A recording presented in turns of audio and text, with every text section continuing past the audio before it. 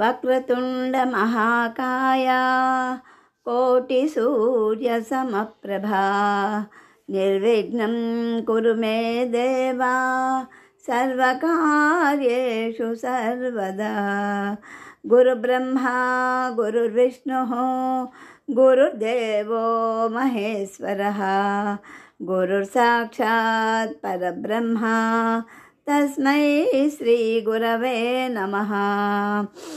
ఓం మహాసరస్వత్యై నమః. ఓం నమో భగవతే వాసుదేవాయ. జ్ఞానేశ్వరి భగవద్గీత పారాయణము 12వ అధ్యాయము భక్తి యోగము. అందులోని 1 నుంచి 10 శ్లోకాల వరకు తెలుసుకునే ప్రయత్నం చేద్దాము.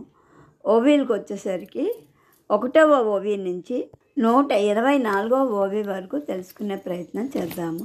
ముందుగా ఆ జగద్గురువుని స్మరించుకుందాము. వసుదేవసుతం దేవం కంసచాణూరమర్దనం దేవకీ పరమానందం కృష్ణం వందే జగద్గురుం శాంతాకారం భుజగశయనం పద్మనాభం సురేశం విశ్వాకారం గగనసదృశం మేఘవర్ణం శుభాంగం లక్ష్మీకాంతం కమలనయనం యోగిహృద్యానగమ్యం వందే విష్ణుం భవభయహరం సర్వలోకైకనాథం మేఘశ్యామం పీతకౌశేయవాసం శ్రీవత్సాంకం కౌస్తుభోద్భాసితాంగం పుణ్యోపేతం పుండరీకాయతాక్షం విష్ణుం వందే సర్వలోకైకనాథం శశంఖచక్రం సకిరీటకుండలం సపీతవస్త్రం సరసిరుహేక్షణం సహారవక్షస్థలశోభికౌస్తుభం నమామి విష్ణుం శిరసా చతుర్భుజం పార్థాయ ప్రతిబోధితాం భగవతాం నారాయణేన స్వయం వ్యాసేన గ్రథితాం పురాణమునినా మధ్యే మహాభారతం అద్వైతామృతవర్షిణీం భగవతీం అష్టాదశాధ్యాయినీం అంబ త్వాం అనుసందధామి భగవద్గీతే భవద్వేషిణీం యత్ర యోగీశ్వర కృష్ణో యత్ర పార్థో ధనుర్ధరః తత్ర శ్రీర్విజయో భూతిధ్రువా నీతిర్మతిర్మమ పవిత్రాణాయ సాధూనాం వినాశాయ చ దుష్కృతాం ధర్మ సంస్థాపనార్థాయ సంభవామి యుగే యుగే. ఓం నమో భగవతే వాసుదేవాయ. శ్రీ జ్ఞానేశ్వరి భగవద్గీత 12వ అధ్యాయము భక్తి యోగము. దీని గురించి తెలుసుకుందాము. ఓ శుద్ధ సద్గురు కృపానిధి మాతా నిర్మలము ఉదారము అఖండ నందాన్ని వర్షించే విషయంలో ప్రసిద్ధము అయిన నీకు జయకారాలు. ఓ గురు కృపా దృష్టి విషయాలనే సర్పపు కౌగిలి కాటు పడడం వలన మూర్ఛిల్లిన మనిషికెక్కిన విషం నీ వల్లనే దిగిపోతుంది, మరి ఏ ఉపాయంతోనూ పోదు. నీ కృపాప్రసాదము అనే అలల వరదలొచ్చాయంటే సంసార తాపం నుంచి ఎవరికి బాధ కలుగుతుంది, శోకం నుంచి ఎవరికి పీడ కలుగుతుంది. ఓ స్నేహాడు, నీ కృపతో సేవకులకు యోగ సుఖపు సమాధి సుఖపు చమత్కారం ప్రాప్తిస్తుంది. నేను బ్రహ్మరూపిణి అన్న బోధ కలగగానే సేవకుల కోరికను నీవు నెరవేరుస్తావు. భక్తులను అంటే నీవు నీ ఆధార శక్తితో నీ ఒడిలో కౌతుకంతో పెంచుతావు. ఎవరిని పెంచుతానంటే భక్తులను అనమాట. హృదయాకాశం అనే ఊయలలో వారిని ఊపి నీవు ఉపదేశంతో నిద్రపుచ్చుతావు. మనసును విషయాల నుంచి విముఖం చేసి బ్రహ్మాత్మైక్యం అనే చిన్మయ జ్యోతితో దిష్టి తీసి వారికి మనస్సు ప్రాణవాయువు అనే ఆట వస్తువులని ఇస్తావు. మనసుని ప్రాణవాయువుని వారికి అధీనంగా చేస్తావు అని అర్థం. వారి దేహానికి ఆత్మసుఖము అనే నగలను ధరింపజేస్తావు. 17వ జీవన కళ అనే అమృతపానాన్ని చేయించి హంస సోహం అనే అఖండ అనాహత ధ్వనిని వారి వినోదం కోసం గానం చేస్తావు. సమాధి సుఖము అనే బోధన చేసి వారిని స్వస్వరూపంతో నిద్రపుచ్చుతావు. కనుక నీవు సాధకులకు తల్లివై ఉన్నావు. నీ పాదాలు పట్టుకోవడంతో జ్ఞానం ప్రాప్తిస్తుంది. నీవు సర్వ విద్యా నిధివి కనుక నీ ఆశ్రయంతో విద్యలన్నీ ఫలిస్తాయి కనుక నేను నీ ఆశ్రయాన్ని వదలను. ఓ సద్గురు, కృపాదృష్టి, నీ దయకు పాత్రులైన వారు సమస్త విద్యలనే సృష్టినే ఉత్పన్నం చెయ్యగలరు కనుక ఓ అంబే, నీవు సేవకుల మనసుల్లోని ఇచ్ఛను నెరవేర్చే కల్పలతవు. ఈ గీతార్థం చెప్పడానికి నాకు అనుజ్ఞని ఇవ్వు తల్లి. ఈ నా గ్రంథంలో నవరసాల సాగరాన్ని నింపు. ఉచితమైన అలంకారాల గనిని దీన్ని తెరు. భావార్థము అనే ఎత్తైన పర్వతాన్ని నిర్మించు. దేశ భాష అనే భూమి మీద వాంగ్మయ సౌందర్యము అనే బంగారు గనిని తెరిచి సారాసార విచారము అనే రతన గుంపులుగా నాటు. అందులో తత్వబోధన కలిగించే సంవాదము అనే ఫలాలను ఉంచు. మార్మిక సిద్ధాంతాలను సంతతంగా ఉండడానికి వీలుగా పుష్కలంగా తోటలను నిర్మించు. నాస్తికుల గృహాలను వితండవాదము అనే వక్రమార్గాలను భేదించి కుతర్కాలనే దృష్ట హింసాత్మ స్వాపదాలను నశింపచేయి. నన్ను శ్రీకృష్ణ గుణగణాన్ని ఎప్పుడూ కీర్తించడానికి ఉద్యుక్తుణ్ణి చెయ్యి. శ్రోతలను శ్రవణము అనే రాజ్యంలో కూర్చోపెట్టు. దేశ భాషా నగరంలో బ్రహ్మ విద్యను పూర్తిగా నింపు. సమస్త లోకాలను సుఖాన్ని ఇచ్చి పుచ్చుకోవడంలో వ్యవహరించేలా చెయ్యి. ఓ గురు కృపా దృష్టి మాత, నీవు నీ కృప అనే కొంగును నాకు నీడగా పడితే గ్రంథ నిరూపణ మొదలైనదంతా క్షణంలో నేను ఉత్పన్నం చేస్తాను. ఇంతటి విన్నపం చేయడంతోనే గురు కృపా దృష్టి జ్ఞానేశ్వరి వైపు చూసి నీవిప్పుడు వృధాగా మాట్లాడకు, గీతకి అర్థం చెప్పడం ప్రారంభించు అన్నది. అప్పుడు శ్రీ జ్ఞానేశ్వర మహారాజు మర్యాదపూర్వకంగానే సరే అలాగే అంటూ, నీవు నాకు ఆజ్ఞ అనే మహాప్రసాదాన్ని ఇచ్చావు, దాంతో నాకు అతిశయ ఆనందం కలిగింది అంటూ ఇప్పుడు నేను గీతాగ్రంథ నిరూపణ చేస్తాను, ఇక్కడ శ్రద్ధ పెట్టండి అని శ్రోతలను ప్రార్థించి చెప్తున్నాడు.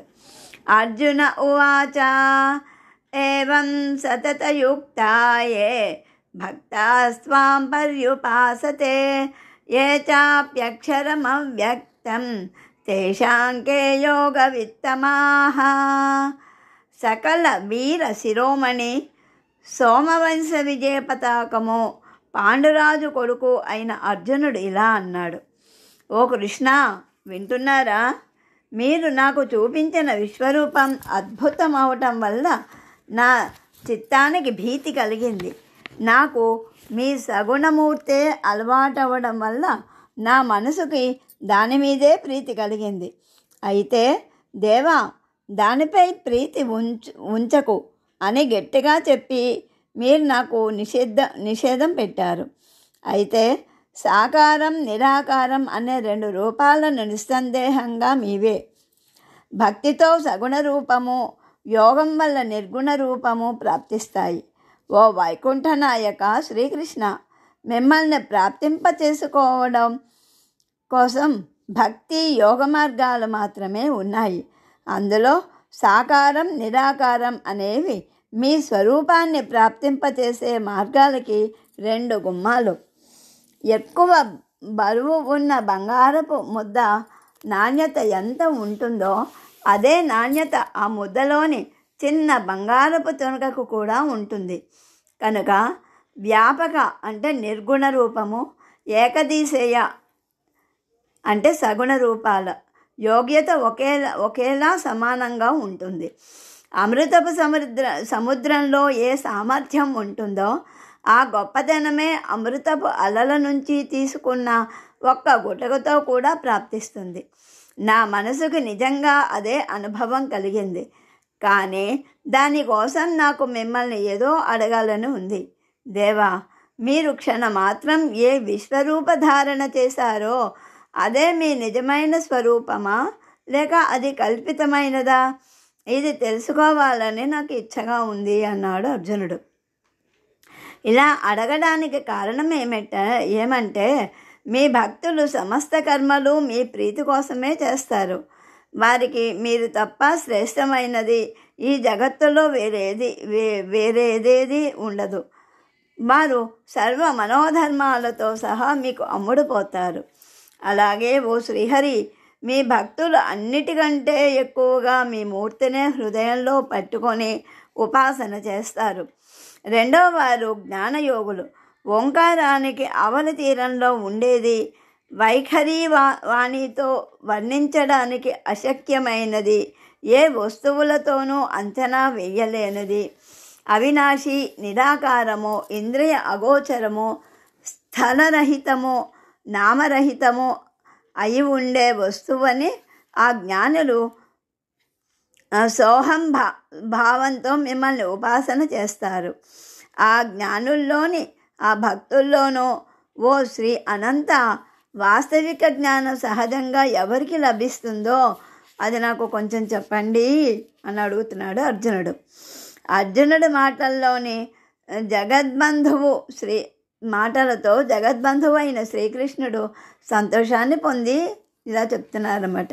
వాహ్వా, ప్రశ్నించే పద్ధతి నీకు బాగా తెలిసిందే అంటున్నాడు శ్రీకృష్ణ భగవానుడు. అన్నీ చెప్తున్నారన్నమాట. శ్రీ భగవానువాచ మయ్యావేశ్యమనో ఏ మాం నిత్యయుక్త ఉపాసతే శ్రద్ధయా పరయోపేతాః తే మే యుక్తతమా మతాః. ఇది చూడు, అస్తమాన సమయంలో సూర్యబింబం నశించిపోయిన తర్వాత కూడా దాని వెనక కిరణాలు సంచరిస్తూనే ఉంటాయి. లేదా అర్జున, వర్షాకాలంలో నది రోజు రోజుకి పెరుగుతుంది. అలాగే నా భక్తిని పెట్టుకునే వారి వద్ద నిత్యనూతనంగా శ్రద్ధ కూడా పెరుగుతుంది. లేదా సముద్రాన్ని కలిసిన తర్వాత కూడా వెనుక నీటిలోని అనివార్యాల అలలు వచ్చే గంగలాగా ఎవరి వద్ద నా విషయంలో పూర్ణ ప్రేమభావం పెరుగుతుందో అలా రేయి పగలు మనసులోకి రానియక కాయ వాచ మనస నా వద్దే చిత్తం పెట్టి ఎవరు ఉపాసన చేస్తారో, అలాగే ఏ భక్తులు తమని తాము నాకు అర్పించుకుంటారో వారిని నేను యోగయుక్తులు అంటే యోగశ్రేష్ఠులు అని అంటాను అని చెప్తున్నారన్నమాట.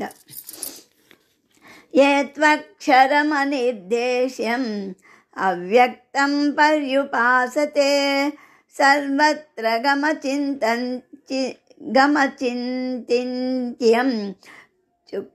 కూటస్థమచలం ధ్రువం సన్నియమ్యేంద్రియగ్రామం సర్వత్ర సమబుద్ధయః తే ప్రాప్నువంతి మామేవ సర్వభూతహితే రతాః. అర్జున, రెండవ వారైన నా జ్ఞాని భక్తులు తాము బ్రహ్మ అనే ఆలోచనతో నిరాకారమైన బ్రహ్మని ప్రాప్తింపచేసుకోవడానికి కఠిన ప్రయత్నాలను చేస్తారు.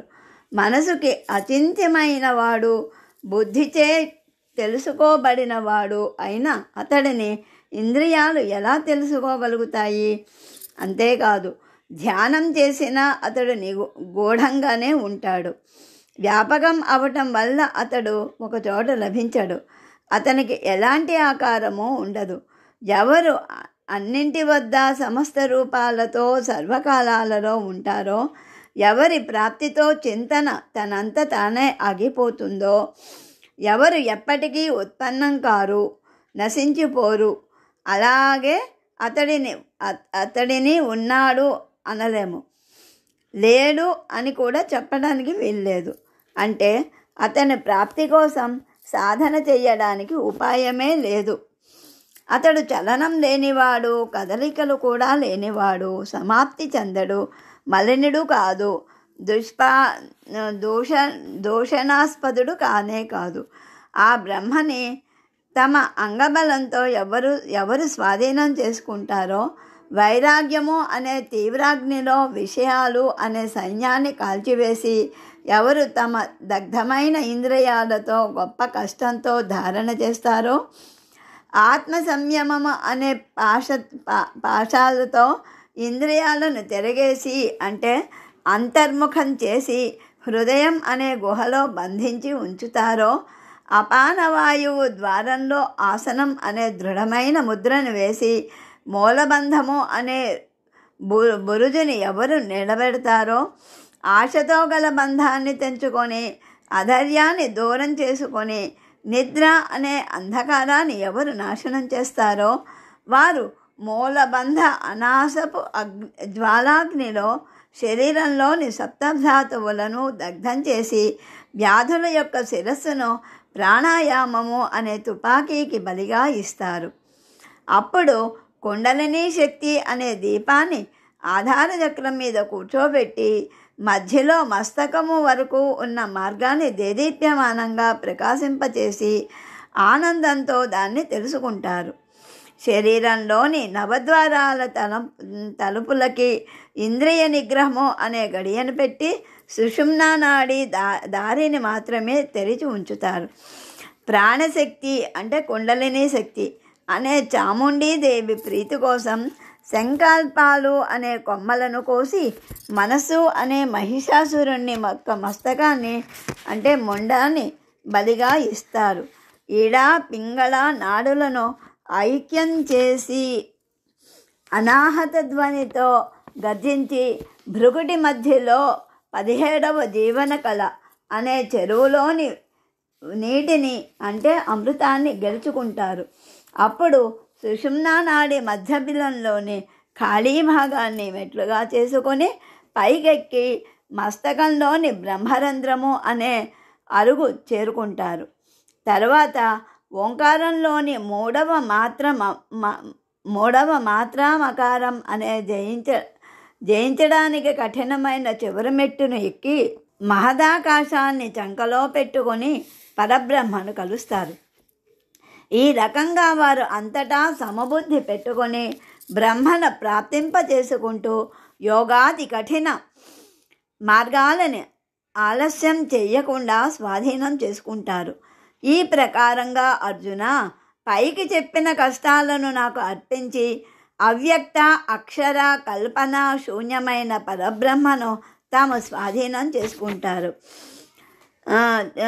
వారు నన్నే వచ్చి కలుస్తారు అంటే ఎవరు స్వాధీనం చేసుకుంటారో వారు నన్నే వచ్చి కలుస్తారు అని చెప్తున్నారన్నమాట.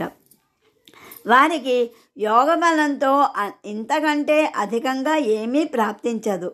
పైగా మరింత కఠినంగా యాతనలు మాత్రం సహించవలసి వస్తుంది అని చెప్తున్నారు. క్లేశోధికరస్తేషాం అవ్యక్తాసక్తచేతసాం అవ్యక్తా హి గతిర్దుఃఖం దేహవద్భిరవాప్యతే. ప్రాణిమాత్రులకు ప్రియము అనాశ్రితము అవ్యక్తము అయిన బ్రహ్మను సగుణ భక్తి లేకుండా ప్రాప్తింపచేసుకోవడానికి ఎవరు ఇచ్చపెట్టుకుంటారో వారికి దారి దొంగల్లాంటి ఇంద్రాదిక పదవులు ఆ ఘాతుకమైన కోరికలు పెట్టుకోవడం వల్ల వృద్ధి సిద్ధులు కలిసి బ్రహ్మప్రాప్తికి అడ్డుగా వస్తాయి. కామక్రోధాది పుష్కర ఉపద్రవాలు ఉత్పన్నమై నిరాకార పరబ్రహ్మను ప్రాప్తింపచేసుకోవడానికి వారు శూన్యం అంటే ఆకాశరహితంతో కలహించవలసి వస్తుంది. దాహం వేస్తుంటే దాహాన్నే త్రాగి తృప్తి పొందవలసి వస్తుంది. ఆకలి వేస్తుంటే దాన్నే తిని తృప్తి పడవలసి వస్తుంది.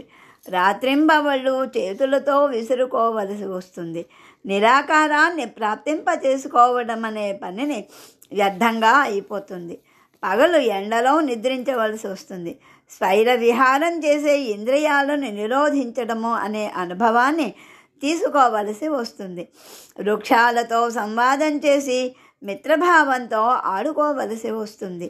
చల్లదనాన్నే వస్త్రంగా ధరించి ఉష్ణాన్ని దుప్పటిలా కప్పుకొని వర్షాన్నే తన సొంత ఇళ్ళగా చేసుకుని అందులో కూర్చోవలసి వస్తుంది.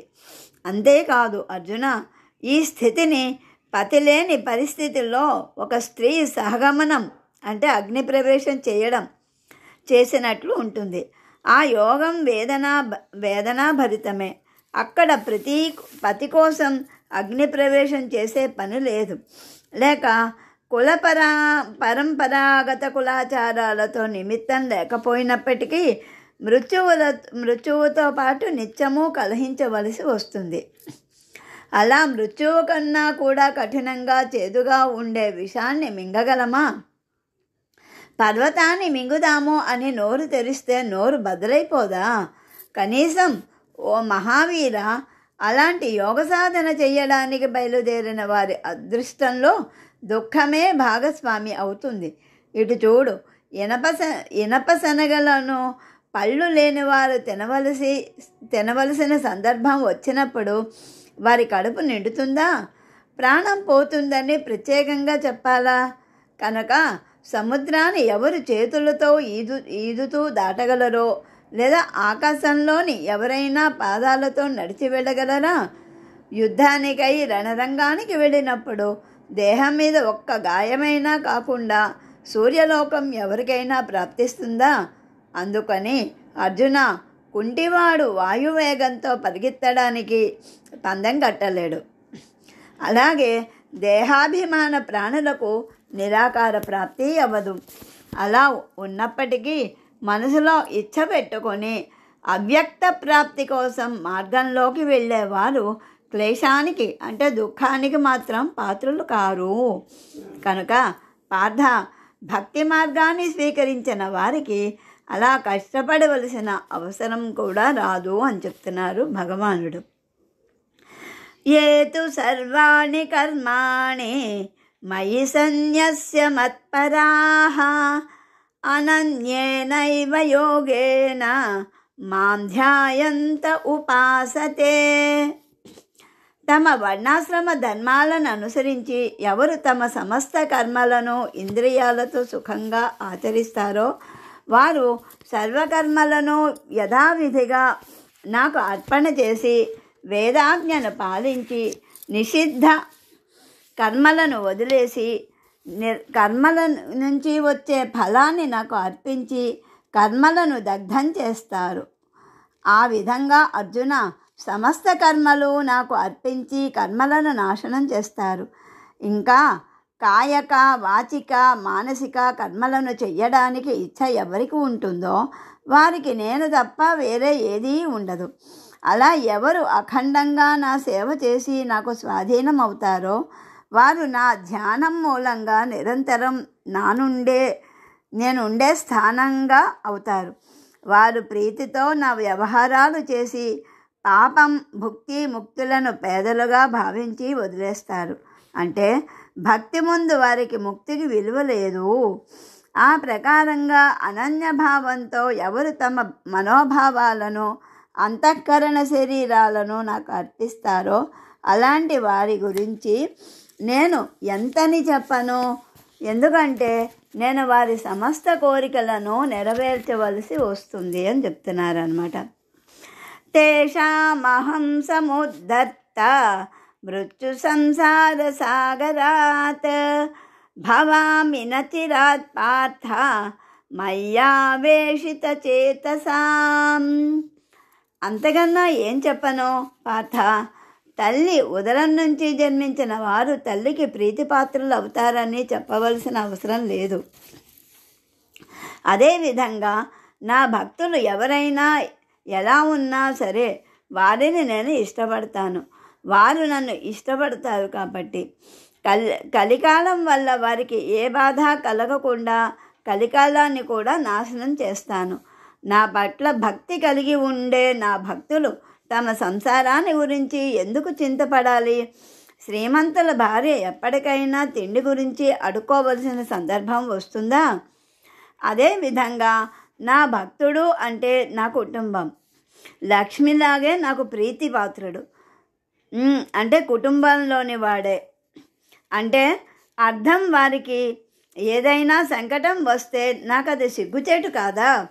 వారి కోసం ఏ పని చేయాలన్నా అది నాకు చిన్నతనం అనిపించదు. నా భక్తులు ఈ సృష్టిలోని జనన మరణాలు అనే అలల్లో మునిగిపోవటం చూస్తే నా మనసుకి భవసాగరపు అలలు ఎవరికి భయాన్ని కలిగించవు అనిపిస్తుంది. వాటిని చూచి నా భక్తులకు కూడా భయం కలుగుతుంది. కనుక అర్జున, రామకృష్ణాది అవతారాలను ధరించి నేను ఈ మృత్యులోకంలోని వారి వద్దకు పరిగెత్తుకుని వచ్చాను. నా రామకృష్ణాది సహస్రనామాలు లేదా నా నామ సంకీర్తన అనే వేలాది నావలను తయారు చేస్తుంది అని, ఈ సంసార సాగరము అనే సాగరంలో నేను వారిని తరింపచేసే నావికుడనైనాను అని తెలుసుకో. నిస్సంగంగా అంటే ఉపాధిరహితులైన వారికి నేను నా ధ్యానం చెయ్యమని చెప్పాను.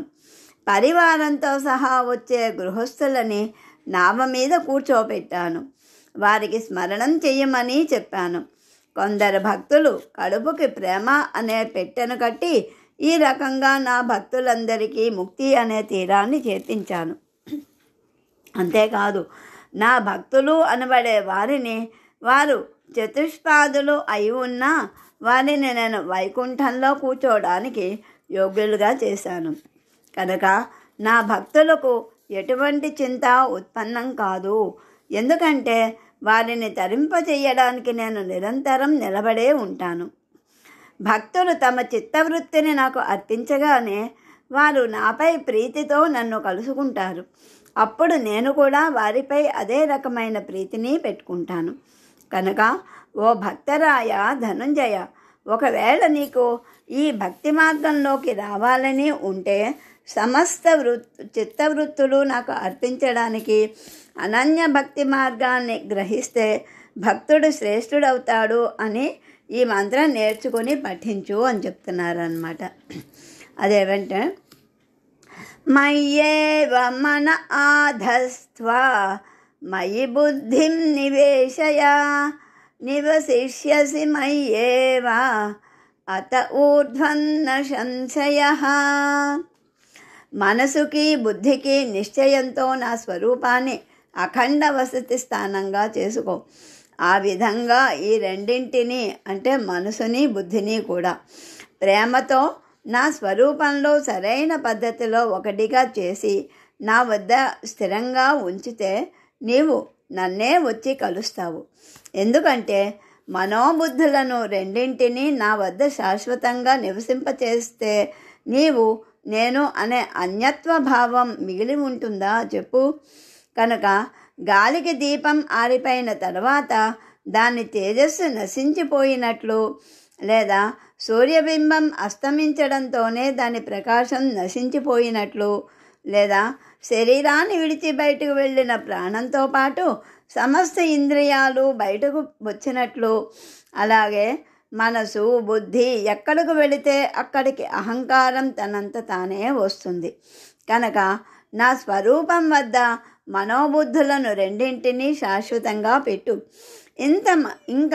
ఇంత మాత్రంతోనే సర్వవ్యాపకుడనైనా నా స్వరూపాన్ని నీవు పొందుతావు. అర్జున, నేను నా మీద ఒట్టు వేసి చెప్తున్నాను, నా మాటల్లోని ఒక్క అక్షరం కూడా అబద్ధం కాదు అని చెప్తున్నారు భగవానుడు. అథ చిత్తం సమాధాతుం న శక్నోషి మయి స్థిరం అభ్యాసయోగేన తతః మామిచ్ఛాప్తుం ధనంజయ. లేదా ఒకవేళ నీ మనోబుద్ధులను చిత్తంతో సహా విషయవాసనలు లేని పూర్ణత్వంతో నాకు పూర్తిగా అర్పించడానికి నీకు సమర్థత లేకపోతే రాత్రింబవళ్లలోని 8 జాములలో ఒక్క క్షణమైనా సరే నీ మనోబుద్ధులను నా వద్దకు తీసుకురా. నీ మనసుకి నా సమాగమ సుఖ అనుభవానికి రాగానే దానికి విషయాల పట్ల అరుచి ఉత్పన్నమవుతుంది. అప్పుడు శరదృతువు ప్రారంభమవగానే నదుల్లోని నీరు క్రమంగా తగ్గిపోయినట్లు నా వద్ద నీ చిత్తం చిక్కుకోగానే నీవు ఈ ప్రపంచం నుండి బయటికి వస్తావు. లేదా పౌర్ణమి నుంచి చంద్రబింబం రోజు రోజుకి తగ్గిపోయి చివరికి పూర్ణ అమావాస్య రోజున నశించిపోయినట్లు అర్జున, ఆ చిత్తం నెమ్మదిగా విషయోపభోగాల నుంచి బయలుదేరి నా వద్దకు వస్తూ చివరికి నా రూపమే అయిపోతుంది. అభ్యాస యోగం అంటే ఇదే. చక్కగా తెలుసుకో. దాని నుంచి ప్రాప్తించిన వస్తువు అంటూ ఏదీ లేదు. అభ్యాస బలంతో కొందరు అంతరిక్షంలో తిరుగుతారు, కొందరు పులులని సర్పాలని నిర్వైరులుగా చేసుకుంటారు.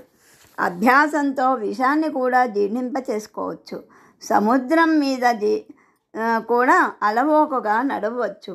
ఎందరో ఈ అభ్యాస యోగంతో వేదాలను కూడా హస్తగతం చేసుకుంటున్నారు. కనుక అభ్యాసంతో ప్రాప్తించిన వస్తువు అంటూ ఏదీ ఉండదు. అందుకని అభ్యాస యోగంతో వచ్చి నన్ను కలువు అని చెప్తున్నారు భగవానులు. అభ్యాసేప్యసమర్థోసి మత్కర్మ పరమో భవ మదర్థమపి కర్మాణి కుర్వన్ సిద్ధిమవాప్స్యసి. లేదా అభ్యాసం చేయడానికి ఒకవేళ నీ దేహంలో సామర్థ్యం లేకపోతే అప్పుడు నీవు నిత్యకృత్యంగా ఆచరించే కార్యక్రమాన్నే కొనసాగించు. దమంతో ఇంద్రియాలను బంధించకు, భోగాలను వదిలేయకు, స్వజాతి మీద అభిమానం వదలకు. నీ కులధర్మాన్ని కులాచారాలను యథావిధిగా పాటించు. శాస్త్రబద్ధంగా ఏ కర్మలు చెయ్యగలవో అవి చెయ్యి. చెయ్యడానికి యోగ్యమైన వాటిని అయోగ్యమైన వాటిని చెయ్యకు. యోగ్యమైన వాటినే చెయ్యి అని చెప్తున్నారు. ఇలా చేస్తే నీవు సుఖంగా ఉండగలవు అని నీకు స్పష్టంగా చెప్తున్నాను. అయితే కాయ వాచ మనస నీ చేత జరిగే వ్యాపారాలను నేను చేయిస్తున్నాను అని అనకు. ఎందుకంటే విశ్వాన్ని నడిపించేవాడే పరమాత్మ. ఆ కర్మలకు కర్త ఎవరో, కర్మలు చేయనివాడు ఎవరో ఈ సర్వము తెలిసినవాడు ఆయన. ఈ కర్మ న్యూనమైనది, ఈ కర్మ పరిపూర్ణమైనది అని యోచన చెయ్యకు. ఆ విషయంలో నీ మనసులో మోదాలు పెట్టుకోకు.